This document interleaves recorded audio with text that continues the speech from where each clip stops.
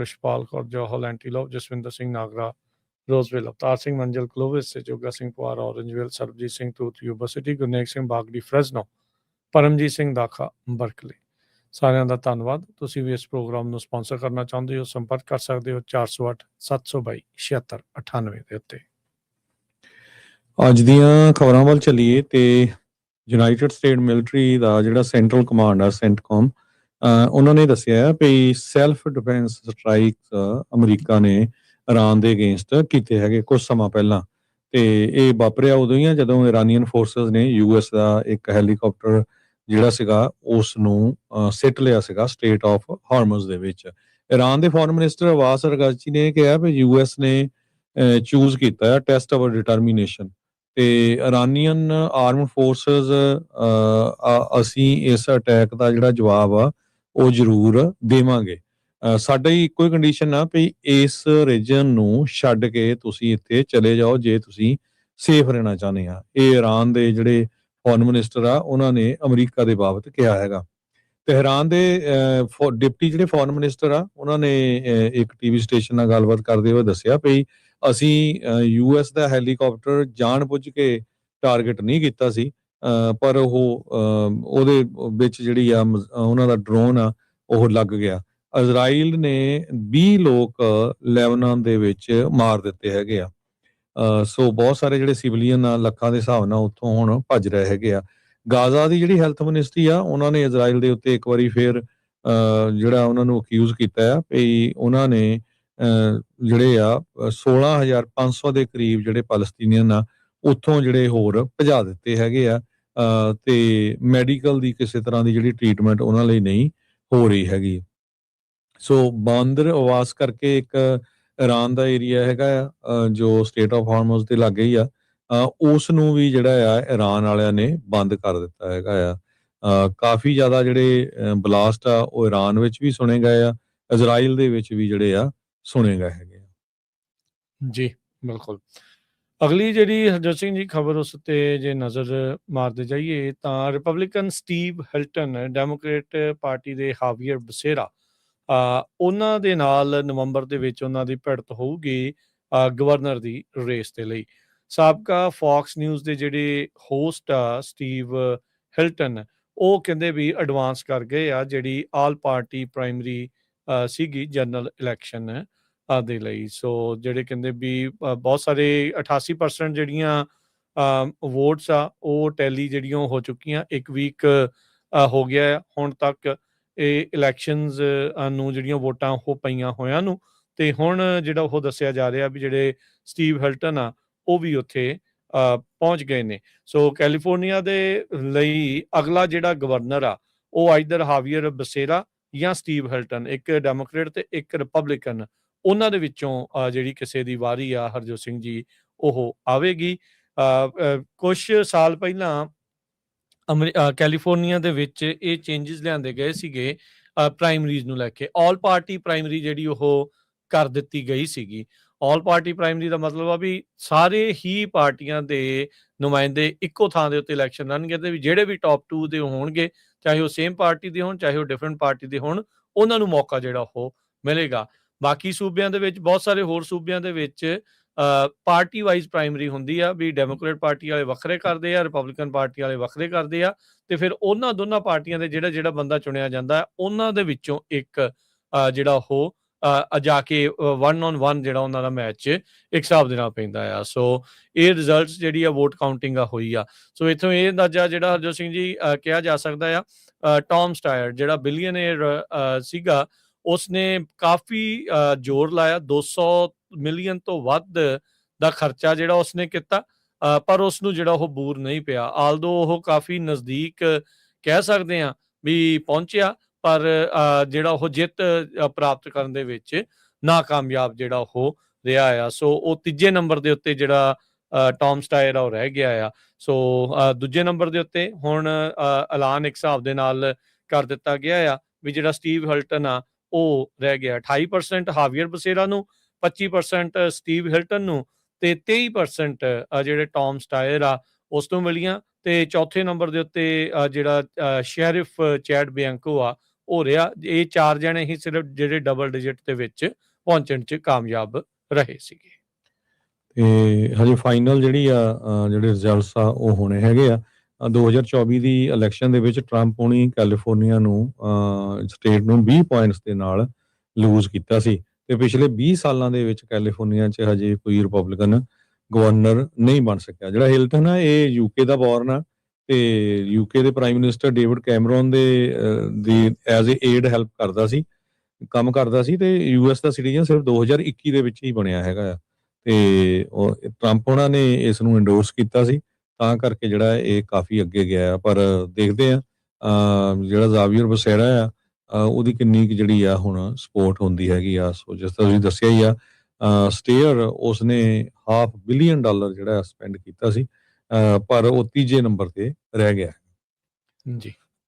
ਅਗਲੀ ਖਬਰ ਵੱਲ ਚੱਲੀਏ ਤੇ ਇਦਾਂ ਹੀ ਜੇ ਥੋੜ੍ਹੀਆਂ ਜਿਹੀਆਂ ਖਬਰਾਂ ਆਪਾਂ ਇਲੈਕਸ਼ਨ ਨਾਲ ਰਿਲੇਟਡ ਵੀ ਕਰਦੇ ਜਾਈਏ ਤੇ ਬੇਕਰਸਫੀਲਡ ਤੋਂ ਵੀ ਇਹ ਖਬਰ ਆ ਰਹੀ ਆ ਵੀ ਬੇਕਰਸਫੀਲਡ ਦੇ ਵਿੱਚ ਜਿਹੜਾ ਜਸਮੀਤ ਬੈਂਸ ਦੇ ਅਗੇਂਸਟ ਵਿਲੇਗਸ ਸੀਗਾ ਉਸਨੇ ਆਪਣੀ ਜਿਹੜੀ ਵਿਕਟਰੀ ਆ ਉਹ ਡਿਕਲੇਅਰ ਕਰ ਦਿੱਤੀ ਆ ਵੀ ਮੈਂ ਜਿਹੜਾ ਆ ਸੈਕੰਡ ਪੋਜੀਸ਼ਨ ਦੇ ਉੱਤੇ ਹੈਗਾ ਆ।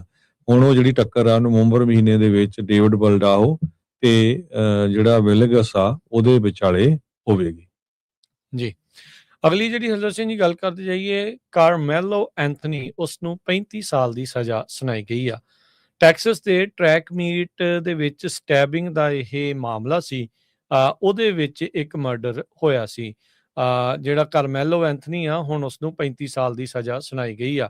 19 ਸਾਲ ਦਾ ਇਹ ਮੁੰਡਾ ਸੀਗਾ ਤੇ ਕਹਿੰਦੇ ਵੀ ਇਸ ਨੇ ਜਿਹੜੀ ਫੇਟਲ ਸਟੈਬਿੰਗ ਆ ਉਹ ਕੀਤੀ ਆ। ਹੁਣ ਇਸ ਨੂੰ 35 ਸਾਲ ਦੀ ਸਜ਼ਾ ਜਿਹੜੀ ਪ੍ਰਿਜ਼ਨ ਦੇ ਵਿੱਚ ਸੁਣਾਈ ਗਈ ਆ। ਫਸਟ ਡਿਗਰੀ ਮਰਡਰ ਦੇ ਵਿੱਚ ਜਿਹੜਾ ਹਰਜੋਤ ਸਿੰਘ ਜੀ ਸੁਣਾਇਆ ਸੀ 17 ਸਾਲਾ ਆਸਟਿਨ ਮੈਟਕਲਿਫ ਨੂੰ ਕਹਿੰਦੇ ਵੀ ਇਸ ਨੇ ਮਾਰ ਮਕਾਇਆ ਸੀਗਾ। ਕਹਿੰਦੇ ਜਿਹੜੇ ਪ੍ਰੋਸੀਕਿਊਟਰਸ ਆ ਉਹਨਾਂ ਨੇ ਕਿਹਾ ਵੀ ਇੱਕ ਸੈਂਸਲੈਸ ਪਲੇਨ ਐਂਡ ਸਿੰਪਲ ਮਰਡਰ ਸੀਗਾ।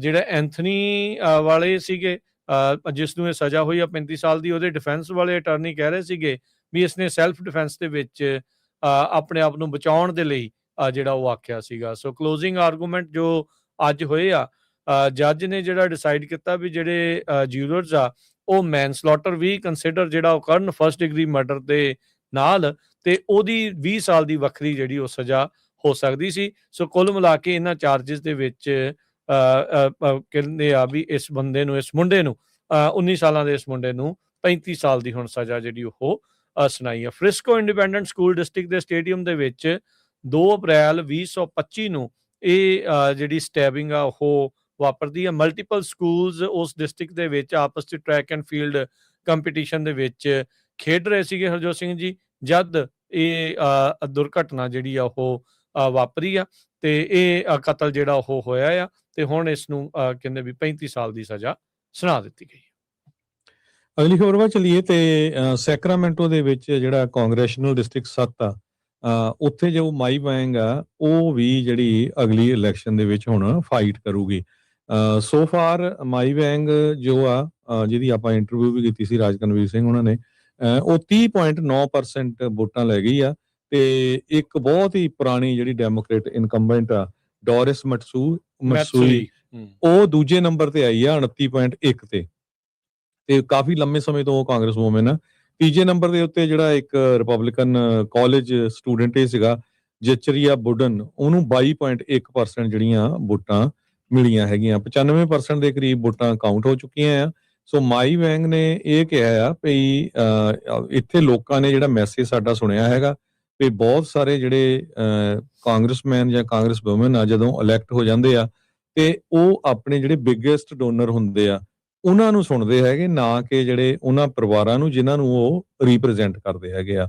ਸੋ ਜਿਹੜੀਆਂ ਵਰਕਿੰਗ ਫੈਮਿਲੀਜ਼ ਹੈਗੇ ਵਰਕਿੰਗ ਪਰਿਵਾਰ ਆ ਉਹ ਉਹਨਾਂ ਦਾ ਕੋਈ ਵੀ ਸੁਣਨ ਵਾਲਾ ਨਹੀਂ ਰਹਿੰਦਾ ਤੇ ਮੈਂ ਉਹਨਾਂ ਦੀ ਜਿਹੜੀ ਗੱਲ ਆ ਉਹ ਯੂਐਸ ਕਾਂਗਰਸ ਦੇ ਵਿੱਚ ਪਹੁੰਚਾਵਾਂਗੀ। ਸੋ ਮਾਈ ਵੈਂਗ ਦੇ ਜਿਹੜੇ ਹੁਣ ਜਿੱਤਣ ਦੇ ਚਾਂਸ ਕਾਫੀ ਬਣਦੇ ਜਾ ਰਹੇ ਆ ਜਿਹੜੀ ਹੁਣ ਨਵੰਬਰ ਦੇ ਵਿੱਚ ਇਲੈਕਸ਼ਨ ਹੋਣੀ ਹੈ। ਜੀ ਮਾਈ ਵੈਂਗ ਉਹੀ ਹਰਜੋਤ ਸਿੰਘ ਜੀ ਬੀਬੀ ਸੀਗੀ ਜਿਹਨੇ ਸੈਕਰਾਮੈਂਟੋ ਸਿਟੀ ਕਾਉਂਸਲ ਦੇ ਵਿੱਚ ਹਰਜੋਤ ਸਿੰਘ ਜੀ ਜੋ ਆਪਾਂ ਦੇਖਦੇ ਹਾਂ ਵੀ ਜੋ ਗਾਤਰਾ ਪਾ ਕੇ ਕਿਰਪਾਨ ਪਾ ਕੇ ਜਾਣ ਦੀ ਜਿਹੜੀ ਇਜਾਜ਼ਤ ਮਿਲੀ ਆ, ਉਸ ਦੇ ਵਿੱਚ ਅਹਿਮ ਭੂਮਿਕਾ ਉਹਨੇ ਨਿਭਾਈ ਸੀ। ਉਹ ਵੀ ਇੱਕ ਰੈਫਿਊਜੀ ਪਰਿਵਾਰ ਦੀ ਬੱਚੀ ਜਿਹੜੀ ਉਹ ਹੈਗੀ ਆ, ਤੇ ਹਮੌਂਗ ਜਿਹੜੀ ਕਮਿਊਨਿਟੀ ਤੋਂ ਇਹ ਵਾਹ ਵਾਸਤਾ ਜਿਹੜੀ ਉਹ ਰੱਖਦੀ, ਉਹਨੂੰ ਬਿਲੋਂਗ ਕਰਦੀ ਆ।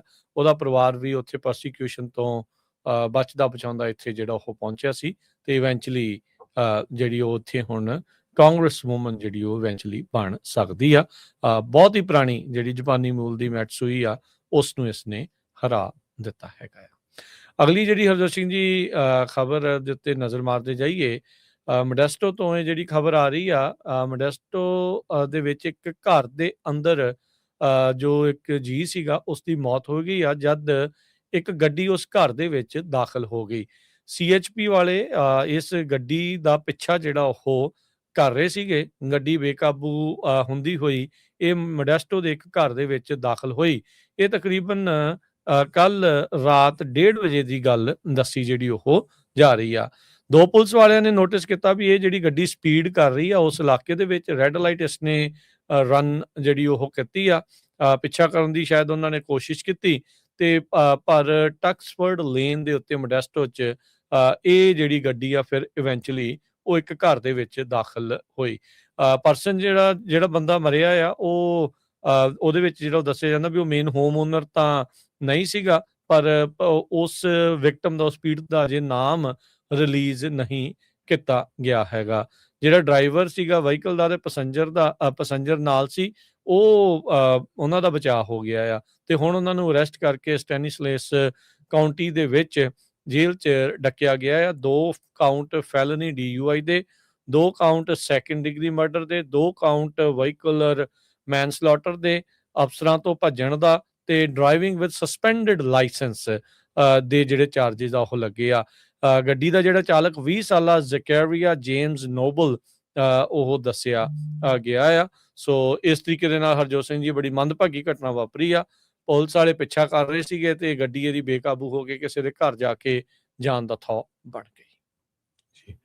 ਅਗਲੀ ਖਬਰ ਚਲੀਏ, US ਹਾਊਸ ਨੇ $70 ਬਿਲੀਅਨ ਦਾ ਜਿਹੜਾ ਇਮੀਗ੍ਰੇਸ਼ਨ ਐਨਫੋਰਸਮੈਂਟ ਦਾ ਬਿੱਲ ਆ ਉਹ ਆਉਣ ਵਾਲੇ 3 ਸਾਲਾਂ ਲਈ ਪਾਸ ਕਰ ਦਿੱਤਾ ਆ ਬੜੀ ਥਿਨ ਮੈਜੋਰਟੀ ਦੇ ਨਾਲ, ਤੇ ਇਹ ਬਿੱਲ ਹੁਣ ਜਿਹੜਾ ਆ ਉਹ ਪ੍ਰੈਜ਼ੀਡੈਂਟ ਡੋਨਲਡ ਟਰੰਪ ਉਹਨਾਂ ਦੇ ਡੈਸਕ ਤੇ ਪਹੁੰਚ ਜਾਊਗਾ। 214 ਦੇ ਮੁਕਾਬਲੇ 212 ਵੋਟਾਂ ਦੇ ਨਾਲ ਇਹ ਜਿਹੜਾ ਬਿੱਲ ਆ ਉਹ ਪਾਸ ਹੋ ਗਿਆ ਹੈਗਾ। $38 ਬਿਲੀਅਨ ਇਮੀਗ੍ਰੇਸ਼ਨ ਤੇ ਕਸਟਮ ਐਨਫੋਰਸਮੈਂਟ ਨੂੰ ਜਾਊਗਾ, $26 ਬਿਲੀਅਨ ਬਾਰਡਰ ਪੈਟਰੋਲ ਨੂੰ, ਤੇ $5 ਬਿਲੀਅਨ ਜਿਹੜੀ ਆ ਅਨਫੋਰਸੀਨ ਕਾਸਟ ਉਹਦੇ ਉੱਤੇ ਜਿਹੜਾ ਆ ਸਪੈਂਡ ਕੀਤਾ ਜਾਊਗਾ। ਸਪੀਕਰ ਮਾਈਕ ਜੌਨਸਨ ਨੇ ਇਹ ਕਿਹਾ ਸੀ ਵੀ ਇੱਥੇ ਅਟੈਂਡੈਂਸ ਪਰਫੈਕਟ ਹੋਣੀ ਚਾਹੀਦੀ ਹੈ, ਕਿਉਂਕਿ ਬਹੁਤ ਹੀ ਫਸਵੀਂ ਜਿਹੜੀ VOTING ਹੋਈ ਹੈਗੀ ਆ। ਸਿਰਫ ਆਪਾਂ ਇੱਕ ਵੋਟ ਦਾ ਹੀ ਫਰਕ ਕਹਿ ਸਕਦੇ ਹੈਗੇ ਆ, ਤੇ ਪਰ ਇਹ ਬਿੱਲ ਪਾਸ ਕਰਾਉਣ ਦੇ ਵਿੱਚ ਜਿਹੜੇ ਰਿਪਬਲਿਕਨ ਆ ਉਹ ਕਾਮਯਾਬ ਹੋ ਗਏ ਆ, ਤੇ ਹੁਣ ਟਰੰਪ ਹੁਣੀ ਇਸ ਨੂੰ ਸਾਈਨ ਕਰਕੇ ਜਿਹੜਾ ਇਹ ਬਿੱਲ ਬਣ ਜਾਵੇਗਾ। ਜੀ, ਕੈਲੀਫੋਰਨੀਆ ਦੇ ਸਿਟੀ ਇੱਕ ਸ਼ਹਿਰ ਦੇ ਰੀਕ੍ਰੀਏਸ਼ਨ ਗਾਈਡ ਦੇ ਵਿੱਚ ਕਹਿੰਦੇ ਵੀ ਅਡਲਟ ਕੰਟੈਂਟ ਉਹ ਪਾਇਆ ਦੇਖਿਆ ਗਿਆ ਹੈਗਾ ਆ। ਪਨੋਮਾ ਦੇ ਅਧਿਕਾਰੀ ਹੁਣ ਮਾਫੀ ਮੰਗ ਰਹੇ ਆ ਸ਼ਹਿਰ ਦੇ ਕੋਲੋਂ ਵੀ ਉਹਨਾਂ ਨੇ ਜਿਹੜਾ ਰੀਕ੍ਰੀਏਸ਼ਨ ਗਾਈਡ ਜਿਸ ਨੂੰ ਮੇਲ ਕੀਤਾ ਉਹਦੇ ਵਿੱਚ ਅਸ਼ਲੀਲ ਜਿਹੜੇ ਕੰਟੈਂਟ ਆ ਉਹ ਉਹਨਾਂ ਦੇ ਦੁਆਰਾ ਘੱਲ ਦਿੱਤਾ ਗਿਆ। ਕਹਿੰਦੇ ਵੀ ਜਿਹੜੇ ਸਿਟੀ ਵਾਲੇ ਆ ਉਹਨਾਂ ਨੇ ਫੇਸਬੁੱਕ ਪੇਜ ਦੇ ਉੱਤੇ ਮਾਫੀ ਜਿਹੜੀ ਆ ਉਹ ਪਾਈ। ਕਹਿੰਦੇ ਵੀ ਸਿਟੀ ਆਫ ਪਨੋਮਾ ਨੂੰ ਪਤਾ ਆ ਵੀ ਕੁਛ ਜਿਹੜੀਆਂ ਕਾਪੀਜ਼ ਆ ਮੇਲ ਹੋਈਆਂ ਆ ਰੀਕ੍ਰੀਏਸ਼ਨ ਗਾਈਡ ਦੀਆਂ, ਜਿਸ ਦੇ ਵਿੱਚ ਇਨਅਪਰੋਪਰੀਏਟ ਇਮੇਜਿਸ ਜਿਹੜੀਆਂ ਸੀਗੀਆਂ ਜੋ ਕਿ ਪਬਲਿਕ ਡਿਸਟ੍ਰੀਬਿਊਸ਼ਨ ਦੇ ਲਈ ਨਹੀਂ ਹਨ, ਤੇ ਉਹ ਰੈਜ਼ੀਡੈਂਟਸ ਨੂੰ ਘੱਲ ਦਿੱਤੀਆਂ ਗਈਆਂ ਹੈਗੀਆਂ ਆ। ਸੋ ਅਧਿਕਾਰੀ ਕਹਿੰਦੇ ਵੀ ਇਹ ਜਿਹੜਾ ਮਟੀਰੀਅਲ ਅਪਰੂਵ ਨਹੀਂ ਸੀ ਕੀਤਾ ਗਿਆ ਇਸ ਗਾਈਡ ਦੇ ਵਿੱਚ ਐਡ ਕਰਨ ਦੇ ਲਈ, ਤੇ ਇਹ ਜਿਹੜਾ ਅਪੀਅਰੈਂਸ ਆ ਇਹ ਗਲਤੀ ਦੇ ਨਾਲ ਜਿਹੜਾ ਉਹ ਆਇਆ ਆ। ਸੋ ਪੋਰਨੋਗ੍ਰਾਫਿਕ ਜਿਹੜੀਆਂ ਇਮੇਜਿਸ ਕਹਿੰਦੇ ਵੀ ਲੋਕਾਂ ਦੇ ਘਰਾਂ ਦੇ ਵਿੱਚ ਰੀਕ੍ਰੀਏਸ਼ਨ ਗਾਈਡ ਦੇ ਤੌਰ ਦੇ ਵਿੱਚ ਪਾ ਕੇ ਜਿਹੜੀਆਂ ਇਹਨਾਂ ਦੇ ਦੁਆਰਾ ਘੱਲ ਦਿੱਤੀਆਂ ਜਿਹੜੀਆਂ ਉਹ ਗਈਆਂ ਆ। ਸੋ ਕਹਿੰਦੇ ਵੀ ਡੈਮੇਜ ਬਹੁਤ ਜ਼ਿਆਦਾ ਹੋਇਆ ਆ ਹੁਣ ਪਬਲਿਕ ਟਰਸਟ ਦਾ, ਤੇ ਕਹਿੰਦੇ ਵੀ ਆਉਣ ਵਾਲੇ ਸਮੇਂ ਦੇ ਵਿੱਚ ਅਸੀਂ ਪਾਰਦਰਸ਼ਤਾ ਜਿਹੜੀ ਲਿਆਵਾਂਗੇ ਤੇ ਨਵਾਂ ਇਸ਼ੂ ਕਰੈਕਟਿਵ ਐਕਸ਼ਨਸ ਦੇ ਨਾਲ ਇੰਪਲੀਮੈਂਟ ਕੀਤਾ ਜਾਊਗਾ। ਸੋ ਹੁਣ ਇਹਦੇ ਪਿੱਛੇ ਕੌਣ ਸੀਗਾ, ਕਿਹਦੀ ਅਣਗਹਿਲੀ ਦੇ ਨਾਲ ਇਹ ਸਾਰਾ ਕੁਝ ਹੋ ਗਿਆ, ਉਸ ਦੀ ਜਾਂਚ ਜਿਹੜੀ ਉਹ ਸ਼ੁਰੂ ਕਰ ਦਿੱਤੀ ਗਈ ਹੈ। ਜੁਬਾ ਸਿਟੀ ਦੇ ਇੱਕ ਮੈਕਡੋਨਲਡ ਵਰਕਰ ਦੇ ਉੱਤੇ ਉਹਦੇ ਸਾਥੀ ਨੇ ਹੀ ਜਿਹੜਾ ਬਹੁਤ ਤੱਤਾ ਤੇਲ, ਜਿਹੜਾ ਹੌਟ ਫਰਾਇਰ ਤੇਲ ਆ ਉਹ ਸਿੱਟ ਦਿੱਤਾ, ਜਿਹਦੇ ਨਾਲ ਉਹ ਬਹੁਤ ਬੁਰੀ ਤਰ੍ਹਾਂ ਜਲ ਗਿਆ। ਜੁੱਬਾ ਸਿਟੀ ਦੀ ਪੁਲਿਸ ਡਿਪਾਰਟਮੈਂਟ ਦੇ ਮੁਤਾਬਕ ਜਦੋਂ ਆਫੀਸਰਸ ਨੇ ਉੱਥੇ ਰਿਸਪੌਂਡ ਕੀਤਾ ਤੇ ਇਹ ਜੋ ਮੈਕਡੋਨਲਡ ਰੈਸਟੋਰੈਂਟ ਆ ਹਾਰਟਰ ਪਾਰਕਵੇ ਦੇ ਉੱਤੇ ਇਹ ਪਿਛਲੇ ਦਿਨਾਂ ਦੇ ਵਿੱਚ ਘਟਨਾ ਵਾਪਰੀ ਸੀ ਤੇ ਉਹਨੇ ਦੇਖਿਆ ਵੀ ਇੱਕ EMPLOYEE ਪੂਰੀ ਤਰ੍ਹਾਂ ਜਲ ਚੁੱਕਾ ਹੈਗਾ ਆ ਉਹਦਾ ਫੇਸ ਤੇ ਸੀਰੀਅਸ ਬਰਨਸ ਹੈਗੇ ਉਹਦੇ ਫੇਸ, ਨੈਕ, ਹੈਂਡਸ, ਮੋਢੇ ਤੇ ਹੋਰ ਅਪਰ ਬਾਡੀ ਦੇ ਉੱਤੇ ਤੇ ਉਸ ਦਾ ਨਾਂ ਜੈਕਬ ਸਮਿਥ ਕਰਕੇ ਜਿਹੜਾ ਦੱਸਿਆ ਗਿਆ ਆ ਉਹਨੂੰ GoFundMe ਜਿਹੜਾ ਉਹਨੇ ਰੱਖਿਆ ਆ ਤੇ ਉਸ ਨੂੰ ਸੈਕਰਾਮੈਂਟੋ ਏਰੀਆ ਦੇ medical centre for specialised treatment ਤੇ ਲਿਜਾਇਆ ਗਿਆ ਤੇ ਇਨਵੈਸਟੀਗੇਟਰਸ ਨੇ ਡਿਟਰਮਨ ਕੀਤਾ ਵੀ ਜਿਹੜਾ ਲਿਕੁਇਡ ਯੂਜ਼ ਕੀਤਾ ਗਿਆ ਸੀ ਉਹਦੇ ਉੱਤੇ ਸਿੱਟਿਆ ਗਿਆ ਸੀ ਉਹ ਹੌਟ ਕੁਕਿੰਗ ਆਇਲ ਸੀਗਾ ਕਮਰਸ਼ੀਅਲ ਫਰਾਇਰ ਤੋਂ ਤੇ ਵਿਕਟਮ ਜਿਹੜਾ ਉਹਦੇ ਤੇ 3rd ਡਿਗਰੀ ਬਰਨਸ ਲੱਗੇ ਹੈਗੇ ਆ। ਜੁੱਬਾ ਸਿਟੀ ਦੀ ਪੁਲਿਸ ਡਿਪਾਰਟਮੈਂਟ ਨੇ ਕਿਹਾ ਵੀ ਵਿਕਟਮ ਤੇ ਸਸਪੈਕਟ ਦੋਨੋਂ ਕੋਵਰਕਰ ਸੀ, ਇਕੱਠੇ ਹੀ ਕੰਮ ਕਰਦੇ ਸੀ ਜਦੋਂ ਇਹ ਇਨਸੀਡੈਂਟ ਵਾਪਰੀ ਹੈਗੀ ਆ। 23 ਸਾਲਾਂ ਦਾ ਜਲਾਨੀ ਬਲੂਇਟ ਜੁੱਬਾ ਸਿਟੀ ਦਾ ਜਿਸ ਨੇ ਜਿਹੜਾ ਤੱਤਾ ਤੇਲ ਆ ਇਸ ਵਿਕਟਮ ਦੇ ਉੱਤੇ ਸਿੱਟਿਆ ਉਹ ਉੱਥੋਂ ਭੱਜ ਗਿਆ ਤੇ ਬਾਅਦ ਦੇ ਵਿੱਚ ਜਿਹੜਾ ਆ ਉਸ ਨੂੰ ਅਰੈਸਟ ਕਰ ਲਿਆ ਗਿਆ ਹੈਗਾ। ਸਟਰ ਕਾਉਂਟੀ ਸ਼ੈਰਿਫ ਆਫਿਸ ਨੇ ਹੁਣ ਦੱਸਿਆ ਵੀ ਉਸ ਨੂੰ ਜੇਲ੍ਹ ਦੇ ਵਿੱਚ ਰੱਖਿਆ ਗਿਆ ਤੇ ਸੁਪੀਰੀਅਰ ਕੋਰਟ ਵੱਲੋਂ ਵਿਦਆਊਟ ਬੇਲ ਵੱਲੋਂ ਰੱਖਿਆ ਗਿਆ ਤੇ ਉਹਦੇ ਤੇ deadly weapon, assault with deadly weapon, battery causing serious ਬੋਡਲੀ injury ਇਹ ਚਾਰਜਸ ਜਿਹੜੇ ਆ ਲਾਏ ਗਏ ਹੈਗੇ ਆ। ਉਹਦੀ ਹੀਅਰਿੰਗ ਹੁਣ ਜੂਨ 12 ਨੂੰ ਹੋਣੀ ਆ, ਉਹਦੇ ਬਾਅਦ ਪਤਾ ਲੱਗੂਗਾ ਵੀ ਉਹਦੇ ਤੇ ਪੂਰੇ ਕਿਹੜੇ ਜਿਹੜੇ ਚਾਰਜਸ ਆ ਉਹ ਲੱਗਣਗੇ। ਜੀ ਅਜੇ ਸਿੰਘ ਜੀ, ਮੇਨ ਦੇ ਵਿੱਚ ਜਿਹੜੀਆਂ ਪੋਲਸ ਆ ਉਹ ਕਲੋਜ਼ ਹੋ ਗਈਆਂ। ਸਕੈਂਡਲ ਭਰਪੂਰ ਗ੍ਰੈਹਮ ਪਲੈਂਟਰ ਜਿਹੜਾ ਡੈਮੋਕ੍ਰੇਟ ਪਾਰਟੀ ਦੇ ਸੈਨੇਟ ਦਾ ਨੋਮੀਨੀ ਸੀਗਾ ਉਹਦੇ ਬਾਬਤ ਵੀ ਜਿਹੜੀਆਂ ਇਲੈਕਸ਼ਨਸ ਆ ਉਹ ਰੁਕੀਆਂ। ਸੋ ਕਾਫੀ ਜ਼ਿਆਦਾ ਰੌਲਾ ਰੱਪਾ ਇਸ ਦੇ ਵੀ ਸਕੈਂਡਲਸ ਨੂੰ ਲੈ ਕੇ ਸਾਹਮਣੇ ਆਇਆ ਸੀਗਾ। ਇਵੈਂਚੁਅਲੀ ਜਿਹੜੇ ਡੈਮੋਕ੍ਰੇਟਸ ਆ ਉਹ ਇਸ ਦੇ ਨਾਲ ਖੜ ਗਏ ਸੇਮ ਤਰੀਕੇ ਦੇ ਨਾਲ ਜਿੱਦਾਂ ਇਹ ਦੂਜਿਆਂ ਨੂੰ ਕਹਿੰਦੇ ਸੀਗੇ, ਆਪ ਉਹਨਾਂ ਨੇ ਹੁਣ ਉਹਨਾਂ ਦੇ ਦੋਸ਼ਾਂ ਵਾਲੇ ਬੰਦੇ ਦਾ ਜਿਹੜਾ ਕਹਿੰਦੇ ਆ ਸਾਥ ਦੇ ਦਿੱਤਾ ਹੈਗਾ ਆ। ਸੋ ਹੁਣ ਦੇਖਦੇ ਆ ਕੁਝ ਸਮੇਂ ਬਾਅਦ ਜਿਹੜਾ ਉਹ ਪਤਾ ਲੱਗੇਗਾ ਵੀ ਕੀ ਡੈਮੋਕ੍ਰੇਟ ਪਾਰਟੀ ਵੱਲੋਂ ਇਹ ਜਿਹੜਾ ਸੈਨੇਟ ਦਾ ਮੇਨ ਕੰਟੈਂਡਰ ਆ ਉਹ ਬਣਦਾ ਆ ਜਾਂ ਕਿਤੇ ਨਾ ਕਿਤੇ ਉਹ ਰਹਿ ਜਾਵੇਗਾ। ਸਮਾਂ ਜਿਹੜਾ ਹਰਜੋਤ ਸਿੰਘ ਜੀ ਪ੍ਰੋਗਰਾਮ ਦਾ ਸਮਾਪਤੀ ਵੱਲ ਨੂੰ ਆ ਤੇ ਜਾਂਦੇ ਜਾਂਦੇ ਜੇ ਮਾਰਕੀਟਸ ਦੇ ਬਾਰੇ ਤੁਹਾਡੇ ਨਾਲ ਸਾਂਝ ਪਾਉਂਦੇ ਜਾਈਏ ਤਾਂ ਅੱਜ ਡਾਊ ਜੋਨ 86 ਪੁਆਇੰਟ ਵੱਧ ਕੇ 50,872, S&P 19 ਪੁਆਇੰਟ ਘਟ ਕੇ 7387, ਨੈਸਡੈਕ 251 ਪੁਆਇੰਟ ਘਟ ਕੇ 25,679 ਦੇ ਉੱਤੇ ਬੰਦ ਹੋਇਆ। ਸੋਨੇ ਦਾ ਭਾਅ 4200 ਤੇ $26 ਪ੍ਰਤੀ ਟਰੋਏ ਆਉਂਸ, ਕੱਚੇ ਤੇਲ ਦੀ ਕੀਮਤ $90 ਪ੍ਰਤੀ barrel, 10 year yield 4.5%, crypto currency 'ਚ ਬਿਟਕੋਇਨ 61,876, ਇਥੀਰੀਅਮ 1400 ਤੇ $44 ਦੇ ਬਰਾਬਰ ਚੱਲ ਰਿਹਾ ਹੈ। $1 ਦੇ ਬਰਾਬਰ ਕੈਨੇਡਾ ਦੇ $1 ਤੇ 40 ਸੈਂਟ ਰਹੇ ਆ, ਪਾਕਿਸਤਾਨ ਦੇ 278 ਰੁਪਏ ਤੇ 33 ਪੈਸੇ, ਇੰਡੀਆ ਦੇ 95 ਰੁਪਏ ਤੇ 45 ਪੈਸੇ। ਇੱਥੇ ਪ੍ਰੋਗਰਾਮ ਦੀ ਸਮਾਪਤੀ ਮੇਰੇ ਰਾਜਕਨਵੀਰ ਸਿੰਘ ਵੱਲੋਂ ਤੇ ਹਰਜੋਤ ਸਿੰਘ ਵੱਲੋਂ ਆਪ ਸਭ ਨੂੰ ਪਿਆਰ ਸਤਿਕਾਰ ਸਹਿ ਨਿੱਘੀ ਜਿਹੀ ਸਤਿ ਸ੍ਰੀ ਅਕਾਲ। ਜਿਉਂਦੇ ਵਾਸਤੇ ਰਹੋ, ਹੱਸਦੇ ਖੇਲਦੇ ਰਹੋ, ਸੁਣਦੇ ਰਹੋ, ਦੇਖਦੇ ਰਹੋ ਪੰਜਾਬੀ ਰੇਡੀਓ US।